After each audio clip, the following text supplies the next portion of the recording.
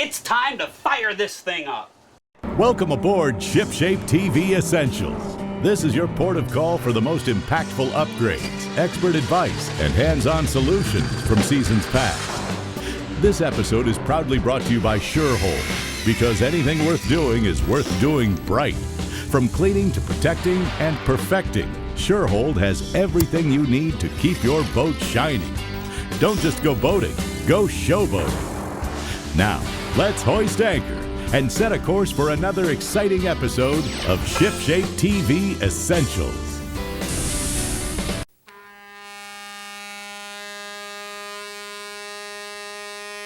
If boating's your game, then you'll agree. ShipShape is the way to be. Out on the lake or on the sea, ShipShape means trouble-free. ShipShape means being neater. ShipShape makes boat work easier. ShipShape is the way to go. The ShipShape Boat Care Show.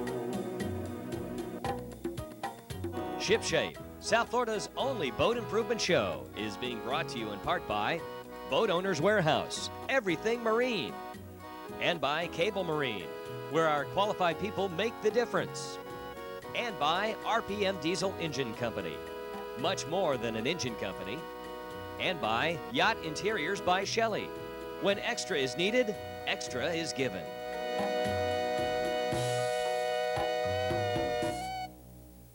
Thanks for tuning in to ShipShape, the Boat Improvement Show.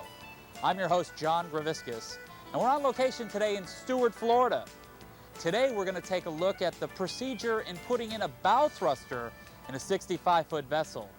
As always, if there's a suggestion for a project that you'd like to see covered here on ShipShape, write us a letter or send us a fax.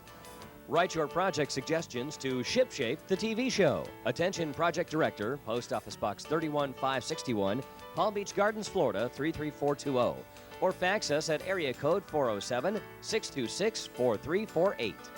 And remember, guys, if we use your suggestion on the show, you'll receive an official ShipShape t-shirt. But right now, we need to hear a word from our sponsors. But you're going to want to stick around because when we come back, we're going to get into some bow thrust in action. Don't pull up anchor. ShipShape's coming right back. I'd like to introduce you to Joe LaFaucci of Yacht Equipment and Parts. Joe, thanks so much for being on the show today.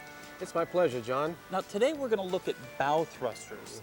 And I was hoping you could tell us what size vessel would you recommend a bow thruster being installed in?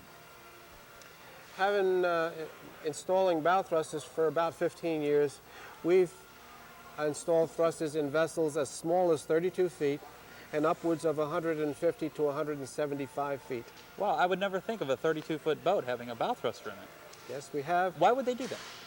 Well, typically because some of the smaller vessels have single engine and they can't maneuver and control a vessel with single engine too easily. So with the advantage of the bow thruster, they can take advantage of its serviceability and control to keep the vessel against a dock when tying up or to maneuvering in tight quarters, and it helps a lot in single engine application. Now, what different types of bow thrusters are there, Joe? Well, there are basically two different types, either electric or hydraulic. How do you know which one's right for your boat? Well, we've installed electric bow thrusters in vessels as up to, say, 65 feet. But it doesn't hold true in all applications. If you have a vessel with heavy windage or a deep keel, the electric bow thruster may not be sufficient. So that's when you'd have to go to a hydraulic situation. Right. So like if you had a 65-foot boat or greater, or you had a deep keel on a sailboat or something like that, you might want to think about hydraulic. But if you're talking about 65-foot or less, you could go with an electric bow thruster. That's correct. Now, who are some of the different manufacturers that produce these things? There's several manufacturers. There's at least 5 or 6 popular manufactured brands in this area, but we deal almost exclusively with Westmar, W-E-S-M-A-R. It's a company in Seattle, Okay. and their particular bow thruster is not shiny and is not covered with oil grip and feature stripes on it, but it's built for commercial use and tugboat service, and it has double lip seals so that the oil cannot leak out of it. And So it's durable. I've had a lot of experience, a lot of good experience with the Westmore bow What are thruster. some of the components that comprise today's project? Can we kind of take a look at those? Well, sure. Since we're in the process of doing the installation now, most of the components are laid out in front here. So why don't we just take a look at those? Now, what do we have here? Okay, this is the fiberglass tunnel. So what's going to happen here is we're going to make a hole in the side of this vessel and poke this tunnel right through. Wow. Now, this tunnel has to be able to absorb the shock and thrust of a bow thrust, and not only of 10 horsepower that this one is, but the possibility that this one can be increased at a later date to 25 horsepower. This tunnel has to accommodate it. So we have it, we use a heavy wall, 3/4 inch thick wall, thickness on a 12-inch tunnel. So 3/4 times 2 is an inch and a half. Inch and a half and plus 12 inches. 13 and a half outside diameter. Right. So we're going to have to cut a hole in this vessel, a minimum of 13 and a half inches, and poke this tunnel through that opening. Well, that sounds like a real impressive job there, Joe. I want to see this. Okay. All right. And the second thing is, once we get it through the opening, then we have to fit this saddle, this cast. Now, what does this saddle do? This cast bronze saddle is a spacer between the tunnel and the thruster foot itself. Okay. Now, with the saddle, this saddle here is cast to fit this 13 and a half inch heavy wall tunnel. Okay. So let's just lay it up Sure. on top. Let me give you a hand there. There you go. Okay, so obviously we're going to be cutting an opening so that this drops in flush all the way around. Okay. And then we're going to transpose the pilot holes here to position that in place. And we'll bed that down with something like 3M 5200 epoxy. Okay. And along with a rubber flange, bed that down permanently. Obviously, there'll be an opening in here. And then the thruster itself, which is right behind you. Yeah, let me take a look at this. Okay. This is pretty neat. This thruster is a counter-rotating thruster. Really? I'm going to turn this clockwise. Okay. And if you look at the other shaft, you'll see it goes counterclockwise. There it goes now. Oh, see? yeah. And I'll bring it back. Hey, that's great. I'm going to lose this one here. Yeah, you don't want to lose that saddle. And this comes back. So obviously, electrically, this is the electric motor. the Okay, 10 now how many horsepower motor is that? That is a 10 horsepower, 24 volt electric motor. And that fits right into here. Right, there's a Lovejoy coupling here. Okay, with let's take a look at that. With a rubber grommet in between. Okay. And this is the connection. And the 3 teeth on the motor fit into the 3 teeth. Well, Joe, that's really simple. So these teeth just sit right into there, Correct. and boom, you're set And up. there's 2 bolts that come through the casting, and that thing locks in place. Well, hey, that's slick. Now let's talk about these props here. Okay. Now these are square. Okay. What's the reasoning behind that? Okay. These are called Kaplan. The brand is Kaplan square blade propellers. Okay. And they're a high torque, high thrust propeller. These square ends fit very close to the tunnel wall. The spacing can only be about 1/8 of an inch. Okay. And that's what gives us the efficiency of moving water through this tunnel and capturing every bit of it. Now, as it passes through, it tends to swirl in one direction. Okay. And then the fact that the opposite propeller turns in the opposite direction, it stalls the water prevents rotation in it, and it gives you a better bite on the tunnel of water coming through. Okay. And that's why it is a known fact that these Kaplan propellers and twin prop setup will give you approximately 40% more thrust than any single propeller on the market today. Well, now, how do we determine where to put the bow thruster on the boat here, Joe? Okay. Let me help you with that Yeah, saddle. let's set that down. Okay. Okay. Okay, well, there's a general rule of thumb here, and that is this. This is the scum line, as you can see here. Okay. That's the actual water line. All right. Okay? And the tunnel that we've predetermined is about 13.5 inches across. Okay. So the rule of thumb is we want to be a minimum of 1 tunnel diameter down from the scum line So of the we need hull, to go 13.5 inches down at least. and we want to be at least 1 tunnel up from the keel. So we want to go up at least 13.5 inches. Right. Okay. So if you add the tunnel in between it, you have 3 13.5s. Okay. So if you add those together and you take a tape measure and go forward with this, you can now determine how far forward you can go. Okay. Okay. So now, but that's just outside dimensions, theoretical. But we also have to consider what's going on inside the boat. Sure. Now, Yes. is there anything in the way of this particular install? There certainly is. There are 2 shelves inside, equipment shelves. The shelves themselves are in the way. And then there are 2 pumps that sit on top of them. There's a bilge pump below it.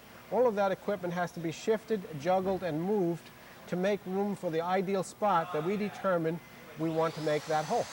So you need to consider the width of the hull because you've got to accommodate the bow thruster, as well as the height of the Right. hull as well.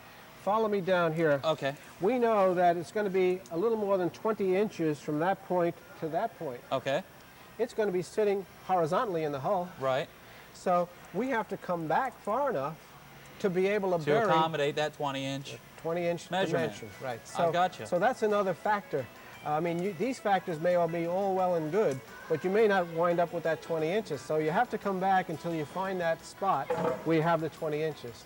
Okay, now I have done some preliminary measurements inside the boat, and what I do is I try to determine from inside where the pilot hole should be.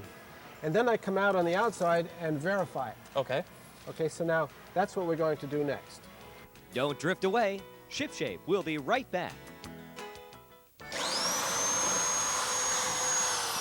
We've gone ahead and we've cut out the area that we need to fit our saddle into the tubing. We've also pre-drilled the holes in this so we can do any through bolting that we need to do in the future. Let's go ahead and put the saddle on and see how nicely it fits up on our tube and make sure everything lines up, and it looks great. Really a nice fit. Now what we need to do is we need to cut our 1/2-inch hole in the hull so we can put our rod through to do the scribing. So let's take a look at that.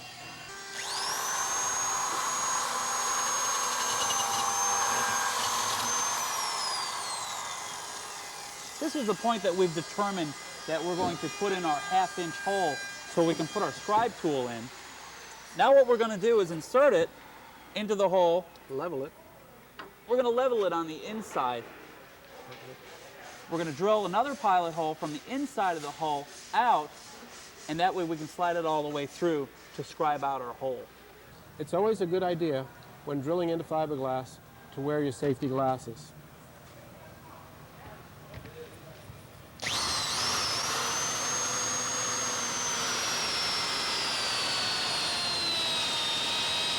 Now that we have our scribe tool all the way through the hull, we've gone ahead and put some tape up to mark out the line. Reason being is if we were just on the bottom paint, we're not going to ever see it. So with this scribe tool, we can sit there and get a perfectly round circle. Now, I know it's not going to look like that. You're seeing an optical illusion because of the complex curves in this. Joe, can we go ahead and mark that out with the marker to give us a little bit better line? Sure.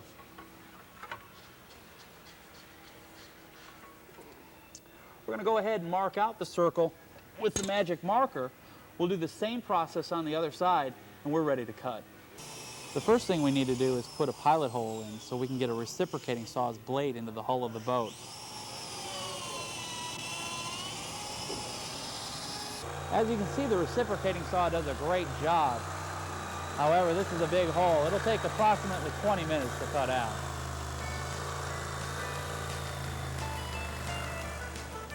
Don't sail away. ShipShape will be right back.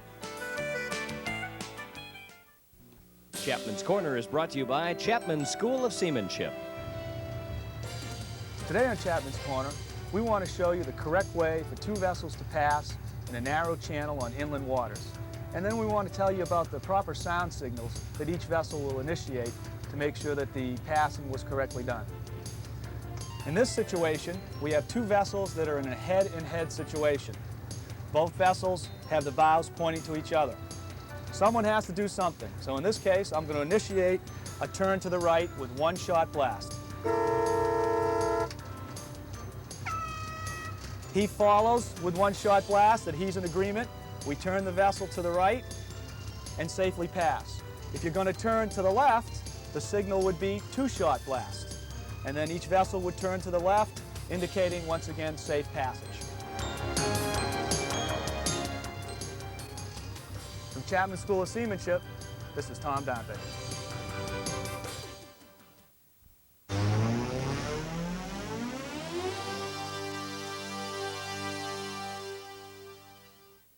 When we're talking what's hot on the water, we're talking about the Pursuit 2870 walk-around.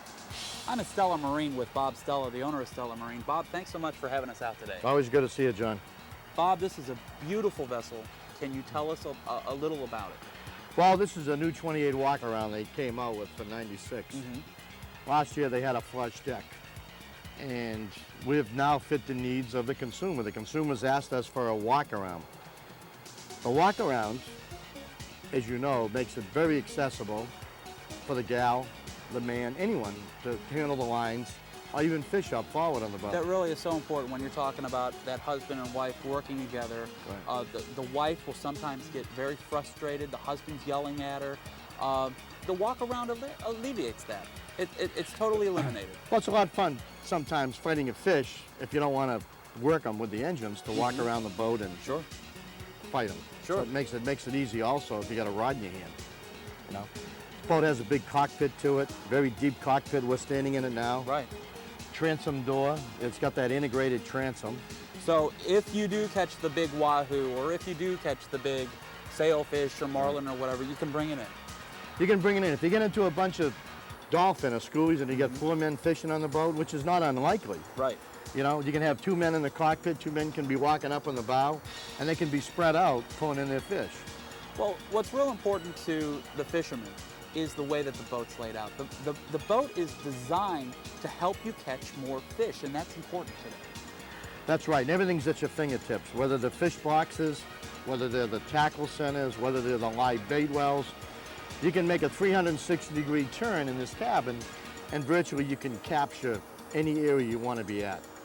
Well, let's talk about some of the other amenities that come with this boat, Bob. Well, of course, it has a beautiful cabin, a nice V-berth, and it's got a private head. Now, how many will it sleep? It'll sleep 3 to 4. Okay. You know, it has a little aft deck back here. Okay. The boat's powered with twin Yamahas. Now, are there any other choices in power? Sure, you can put Mercs on or OMCs. We pre-rigged the Yamahas from the factories. It also comes with twin inboards. Really? Gas or twin inboard diesels. So if somebody's like interested in going over to the islands, the diesel power is available to them. Diesel power, we're getting more and more call for inboard boats in this size. And I think right about now they're selling probably 50-50. Now, what type of diesel does this boat? We're using twin 170 Yanmar diesels. Okay. Which will give this boat a tremendous range, It's a good 400 engine. miles. It's been around for years, very economical engine. Now, I see that this boat also has the aluminum wheel at the helm. Right, you get the aluminum cast wheel. Now, why is that important? Well, again, you know, if it's real hot out there, this has a bimini on it rather than a hardtop. A lot of people still want sun. If you want to kick the bimini back, You're right you get about that. sun. If you have a stainless wheel, it gets a little hot. The aluminum wheel, of course, is not going to be as hot as the stainless wheel. So again, Pursuit is giving people options. You know, if you want the hardtop and you do want to stay out of the sun, hey, Pursuit makes a boat for that. But if you want to get the sun, if you want to kick the bimini down and all of that, I mean, Pursuit thought of that as well. Yeah. You know, your consumer today is getting so educated. They're going home at night, they're getting everything on the computer, they're putting down what they like, what they don't like, shopping each lines of boats, and then they're coming up with a bottom line, which is going to make their decision what they're going to buy. Bottom line, how much is this boat, Bob? This boat goes out the door around $80,000, Okay. fully loaded, fully rigged. In diesel, it's a little over 100. All right, all right. Now, people can preview that in Stewart and in your Palm Beach Gardens Right, location? both in Stewart, you know, on Monterey Road by the Palm City Bridge, or at PGA Marina at Sauverall Harbor. Well, Bob, thanks so much for being on the show. Thanks for having us again, Until John. next week. Thank you.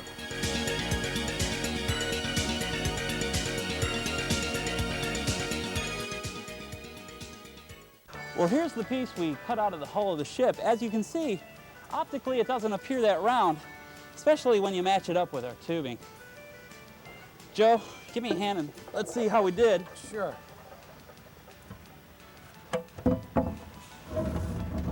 Ah, she fits great. Perfect. Remember, if you have a boat 32 feet or longer, you may want to consider one of these bow thrusters. That's all the time we have for today's show. I hope you enjoyed it. Tune in next week. If boating's your game, then you'll agree. Ship shape is the way to be. Out on the lake or on the sea, ship shape means trouble-free. Ship shape means being neater. Ship shape makes boat work easier. Ship shape is the way to go. The Ship Shape Boat Care Show.